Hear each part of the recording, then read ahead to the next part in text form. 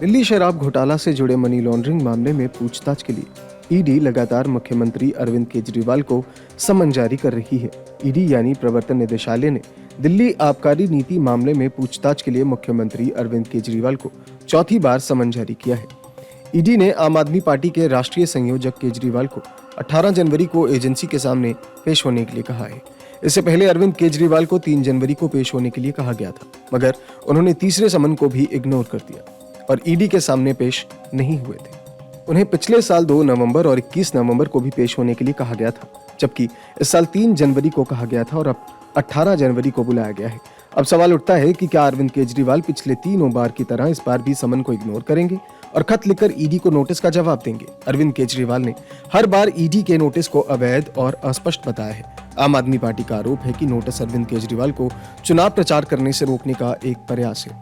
आपने कहा कि अरविंद केजरीवाल एजेंसी के साथ सहयोग करने के लिए तैयार है, मगर दावा किया गया कि समन उन्हें गिरफ्तार करने के इरादे से भेजा गया है। अब सबकी नजरें 18 जनवरी पर टिकी होंगी कि अरविंद केजरीवाल ईडी के समक्ष पेश होते हैं या नहीं। अरविंद केजरीवाल हर बार की तरह इस बार भी ईडी दफ्तर नहीं जाते हैं, तो ऐसे में अब आगे क्या होगा और किन एक्शन की संभावना है? ईडी का चौथा समन इग्नोर करने पर क्या होगा? ईडी के अफसर अरविंद केजरीवाल के घर पहुंच सकते हैं और उन्हें गिरफ्तार भी कर सकते हैं।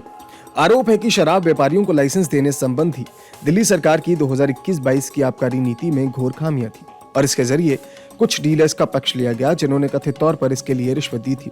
हालांकि बाद में इस नीति को रद्द कर दिया गया और दिल्ली के उप राज्यपाल वीके सक्सेना ने सीबीआई जांच की सिफारिश की, जिसके बाद ईडी ने धन शोधन निवारण अधिनियम के तहत मामला दर्ज कर लिया।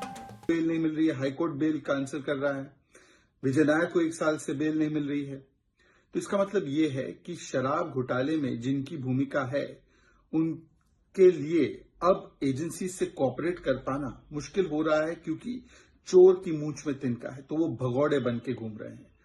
ये वही लोग थे जिन्होंने अन्ना की उंगली पकड़ते हुए कहा था कि पहले इस्तीफा होगा फिर जांच होगी। आज जांच में सहयोग नहीं दे रहे, क्योंकि लालू प्रसाद यादव और पवन मुंडी जैसे लोगों के साथ गठबंधन है इनका, जो कन्विक्टेड करप्ट है। सवाल ये बनता है कि शराब घोटाले पर जो महत्वपूर्ण सवाल है कि 2.5% से 12% कमीशन कैसे हुई, होलसेल प्राइवेट सेक्टर को कैसे दिया, मैन्युफैक्चरिंग और ब्लैकलिस्टेड कंपनीज को क्यों आने दिया, हजारों करोड़ों का मुनाफा क्यों शराब घोटालेबाजों को दिया, उस पर एक भी जवाब नहीं आ रहा है अरविंद केजरीवाल की ओर से।